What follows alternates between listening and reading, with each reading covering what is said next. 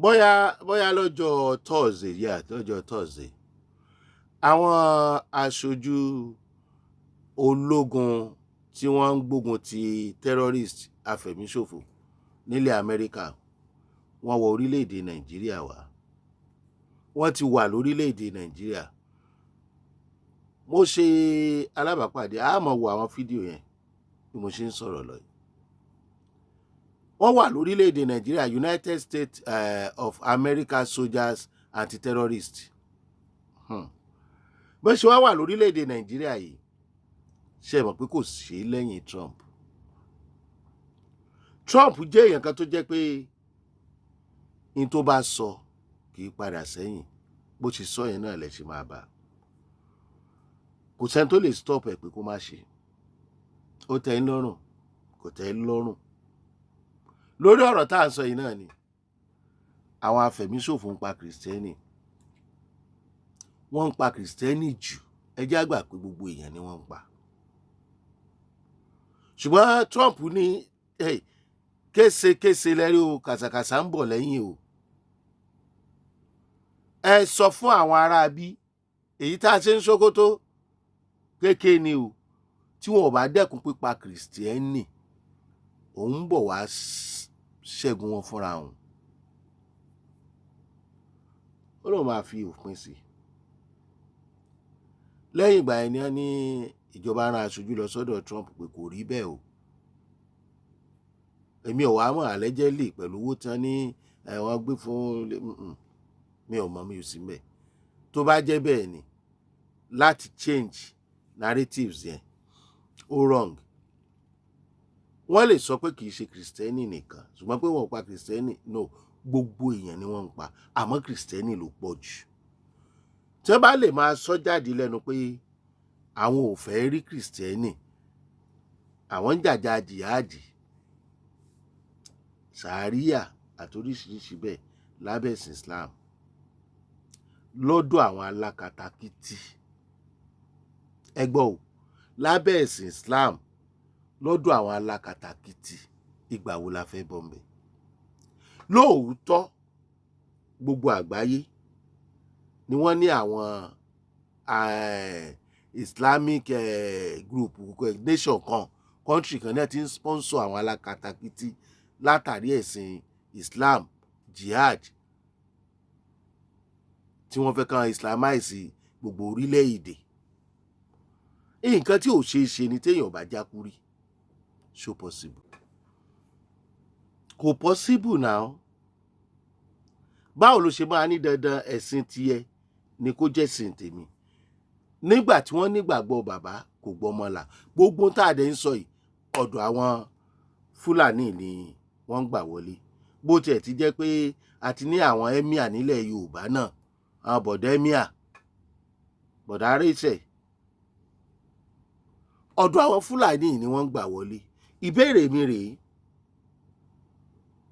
nígbà tí Trump dé báyìí, àwọn northerners tí wọ́n máa ń protest against Trump, nígbà tí àwọn sójà anti-terrorist wọ́n dé, kí lẹ tún fẹ́ rí wí o? Kí lẹ fẹ́ sọ? Kí lẹ fẹ́ sọ pé ó ṣẹlẹ̀? Kí ni Trump tún ṣe?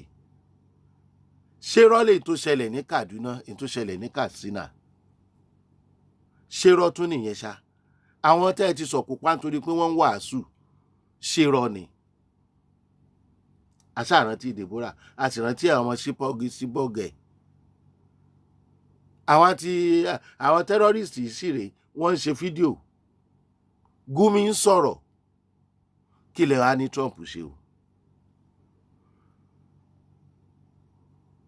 Olùdámọ̀ràn ètò ààbò Nuru Ribadu wọ́n gba àwọn ará Amẹ́ríkà lálejò. Wọ́n ní kinní kan lòun fẹ́ jókòó ní kò sáyè, bọ́jẹ́ góńgóri mú ẹ̀. Alẹ́ ẹ fẹ́ ẹ kọ̀, ẹni tí ọ̀bá dùn mọ́ nú kò ní lè wí. Adviser ètò ààbò Nuru Ribadu ó gbà wọ́n lálejò. Ṣé ẹ mọ̀ pé Fúlàní ni wọ́n? Iṣẹ́ wọn ní ẹ̀dẹ̀ ń ṣe gẹ́gẹ́ bí olùdámọ̀ràn ètò ààbò. Bàbá wa Bọ́lá Ahmed Tinubu Excellency, bọ́ọ̀ bá lè yà wọ́n lẹ̀ join wọn ni. Bàbá ò sọ pé kí Trump kọ́ mọ́ káàbọ̀ kábà àwọn ará Amẹ́ríkà mọ́ káàbọ̀. Ṣùgbọ́n béèrè mi ni pé tí ò bá sí Trump, tí ò sí Amẹ́ríkà, ipò wo ni orílẹ̀-èdè yìí ò bá wà, ṣé ìrètí ò bá wà láti bọ́ lọ́wọ́ àwọn afẹ̀míṣòfò? Torí látọjọ́ tí Gumi ti ń sọ̀rọ̀ tí ò sí nǹkan kan tó ṣẹlẹ̀, kò sì sẹ́ni tó lè gbé Gumi, kò sẹ́ni tó tó bẹ́ẹ̀. Irú àṣírí wo ló ń bẹ láàrin Gumi àtàwọn kan tó fi ń gun ìjọba gàlégàlé? Ẹ dáhùn. Jú gbogbo ẹ lọ, ìròyìn tó wà ńbẹ̀ ni pé Trump fẹ́ fòpin sí gbogbo wàhálà burúkú tó ń ṣẹlẹ̀ lórílẹ̀‐èdè Nàìjíríà. Bó ṣe ń ṣẹlẹ̀ káàkiri àgbáyé, Ọlọ́run fi àánú wa sí Trump lójú láti dá sí. Tẹ́ bá wá fẹ́ gbọ́, àwọn orílẹ̀‐èdè tí wọ́n ní wọ́n ń sponsor àwọn ẹni yìí, àwọn afẹ̀míṣòfò yìí, àwọn orílẹ̀‐èdè ẹlẹ́sìn Islam ni.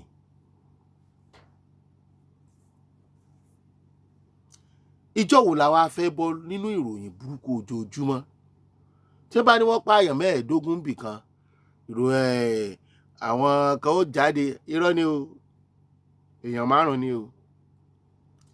Ká tó ródòdó ọ̀rọ̀, irọ́ ni, bẹ́ẹ̀ èèyàn 15 ní apá lóòótọ́. Àwọn wo ló ń ṣiṣẹ́ orí burúkú yẹn? Ṣé iṣẹ́ wọn náà láàní wọ́n ń ṣe iṣẹ́ orí burúkú ni? Wọ́n ò fẹ́ káwọn èèyàn kán mọ iye èèyàn tán pa láì ṣẹran. Ọjọ́ wo ni ìdájọ́ òdodo ọmọ ṣiṣẹ́ lórílẹ̀‐èdè yìí? Ọjọ́ wo lòfin ó dé bá báńdíìtì afẹ̀míṣòfò? Ọjọ́ wo làwọn tó ń gbèjà wọn àbí tó wà lẹ́yìn wọn, ọjọ́ wo ni wọ́n fojú winá òfin? Ṣé wọ́n lè fojú winá òfin? Ṣé wọn ò sí láàrin àwọn tá a pè léèyàn tá a gbé sílé ìjọba, bóyá tẹ́lẹ̀ àbí ní ìsìn? Mo béèrè ní, mi ò mọ̀. Tí wọ́n bá wá wà ńbẹ̀ tí Trump dẹ̀ fẹ́ ṣiṣẹ́, ṣé wọ́n lè dí Trump lọ́wọ́? Ṣàṣírí wọn máa tú àbí wọ́n máa bẹ̀bẹ̀ lábẹ́nú? Tí wọ́n bá bẹ̀bẹ̀ lábẹ́nú tí wọn ò tó àṣírí wọn síta, ṣé wọn ò ní padà bọ́ sídìí irú ìwà bẹ́ẹ̀? Torí wọ́n ti sọ́ di okòwò. Wọ́n ti sọ́ di okòwò. Gbogbo nǹkan tá à ń rò lọ́kàn rèé. Àwọn tá a rò pé wọ́n lórúkọ rere láwùjọ, ọ̀pọ̀lọpọ̀ wọn ló wà nínú àwọn tó ń ṣiṣẹ́ láabi yìí, ṣùgbọ́n nínú ẹ̀yà tí wọ́n pọ̀ sí jù lẹ̀yà àwọn Fúlàní. Ẹjá tún béèrè lọ́wọ́ ara wa, tí Trump bá dé tó bá bá wa ṣẹ́gun terrorist, ṣó lè tán pátápátá? T'Amẹ́ríkà bá padà, ṣùgbọ́n mi ò rò pé wọ́n lè padà, torí mi ò rò pé ibi tírú ẹ̀ bá ti wáyé wọ́n máa ń ní ibùdó àwọn ológun tiwọn níbẹ̀, níbi tí àṣírí àwọn tó fẹ́ ṣiṣẹ́ bí tí ó ti máa tètè tú. Ṣé àwọn irinṣẹ́ tírú àwọn Amẹ́ríkà ń lò tí wọ́n fi ń rí bí àwọn oníṣẹ́ ibi wà yẹn, ó wọ́n ju owó ilé táwọn olóṣèlú tiwa ń kó jọ, ó wọ́n jù bẹ́ẹ̀ lọ.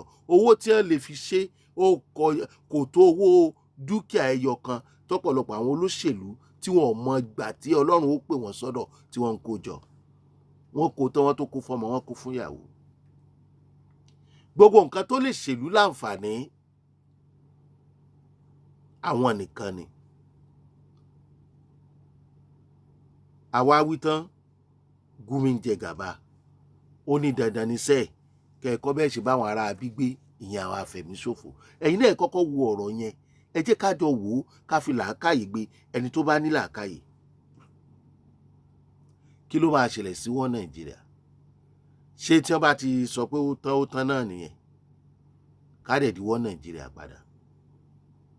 Tó bá jẹ́ bẹ́ẹ̀, nínú wàhálà, ẹ fi sínú comment section. Àwọn northerners, ẹ̀yin northerners, how far? Báwo lẹ ṣe feel? Ó ti ń kàn yín bọ̀.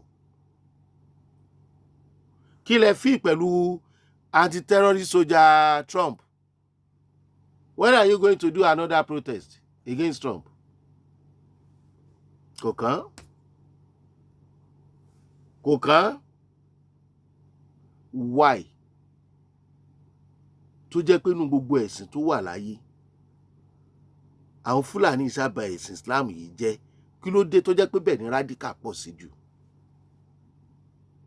A sọ pé gbogbo wọn, wọ́n dẹ̀ kó radicalism yẹn náà wọ́n kó dé ọ̀dọ̀ àwọn ọmọ Yorùbá tí a fi ń gbàbọ̀dè fúnra wa. Àwọn Islamic country yìí, àwọn èèyàn yìí, àwọn orílẹ̀-èdè yìí kò sí nǹkan tán ní lọ́kàn ju pé they want to Islamize Nigeria. They are about to, they want to, their plan is to Islamize Nigeria. Islamization ni wọ́n bá kiri. So possible ni.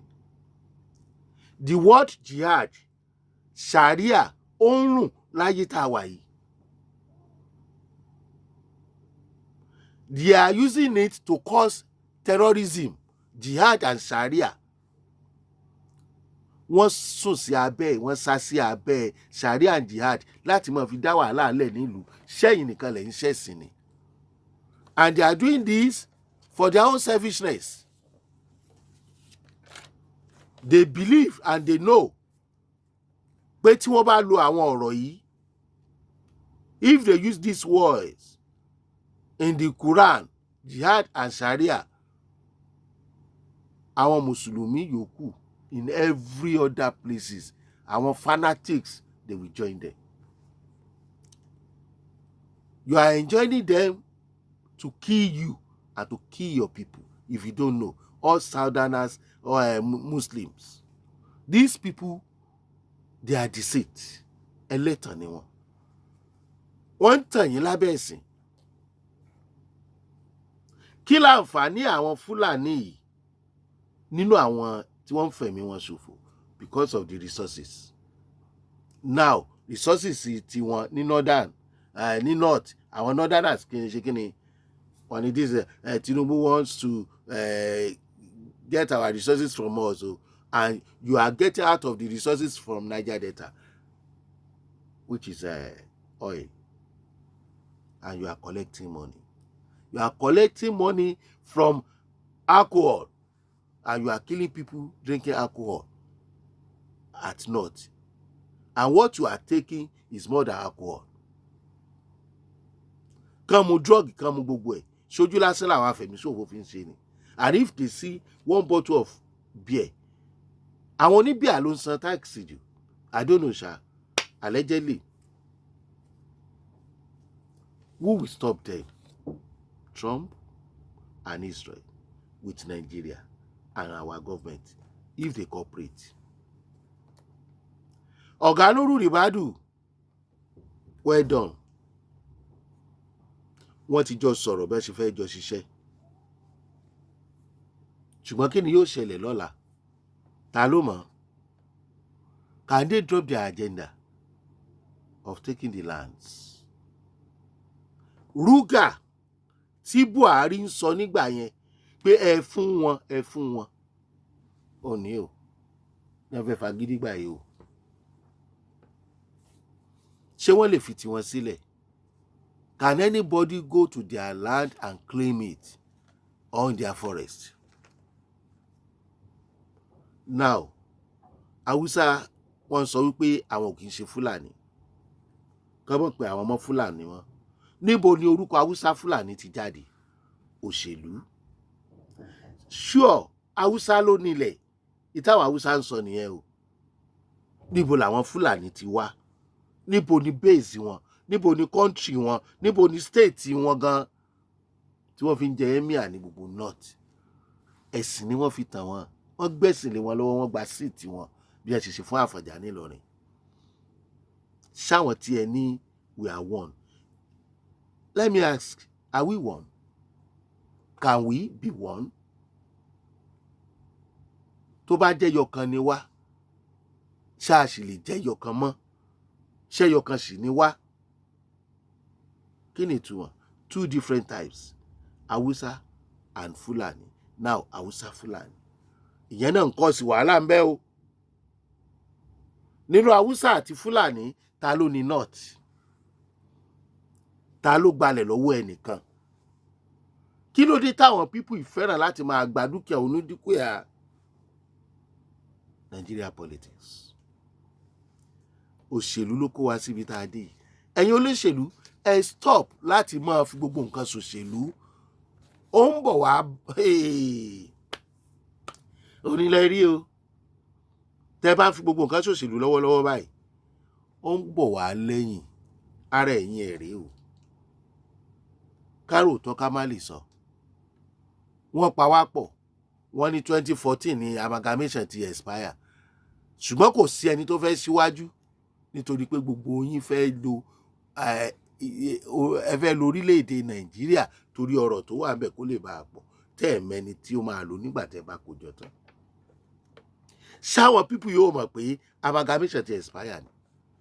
Now they don't want division. Wọ́n á fẹ́ restructuring. Kí ni wọ́n fẹ́? Wọ́n fẹ́ máa fẹ̀mí ṣòfò. And they want the government to take it like that. Mo rá tẹ̀jáde kan lórí Facebook níbi tí wọ́n ti ń ṣèpàdé tí wọ́n ní tẹ́ ẹ bá fẹ́ kórílẹ̀-èdè yìí kó ní ìsinmi. Imagine allegedly tó bá jòótọ́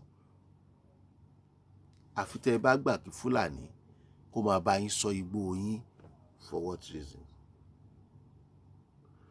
Bàbá wa Bọ́lá Ahmed Tinubu Excellency, ọwọ́ yín ni gbogbo ẹ̀ wà. Kò sí bá ṣe bó ẹ̀tù torí òní ro àwo. Ìjọba yín ni.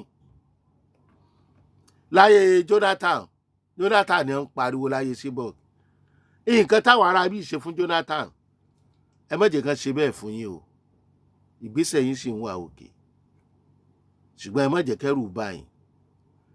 Tí ẹ bá fẹ́ halẹ̀ mọ́ yín, ẹ jẹ́ kán máa mọ̀ pé ẹ wà ńlé. Mi ò lè ákúkì ìjòyè ilé bàbá ẹ̀, ikú kan ò sì ní pa yín o. Torí ikú kì í pẹ̀tà lójúran o. Àwọn eléyìí àṣekúpani ẹ̀dá ni wọ́n. Wọ́n ṣòro bá gbélé o. Olóńgbò ni wọ́n. Eku làwọn ìran yòókù torí wọn ò fẹ́ wàhálà. Jùgbọ́n Amasa Channels lẹ tí ń wò wá. Ṣéun Agboola lórúkọ tèmi o. Ẹ jọ̀ọ́ ṣé ọ̀kan ni wá. Wọ́n ní wọn ò fẹ́ division. Wọn ò fẹ́ restructuring. Kí lẹ fẹ́? Ẹ fi sábẹ́ comment section. Kí lẹ rò pa afẹ́ tó lè mú sinmi wá? Mo béèrè ní o. Mi ò takò wọ́n Nàìjíríà o. Ṣùgbọ́n mo béèrè pé are we one? Can we be one? Can we continue as one? Kí lẹ rò pé ó lè jẹ́ solution tó máa má láàfíà wá sórílẹ̀-èdè yìí? Kò ṣẹ̀ṣẹ̀ nù béèrè mi o. I rest my case.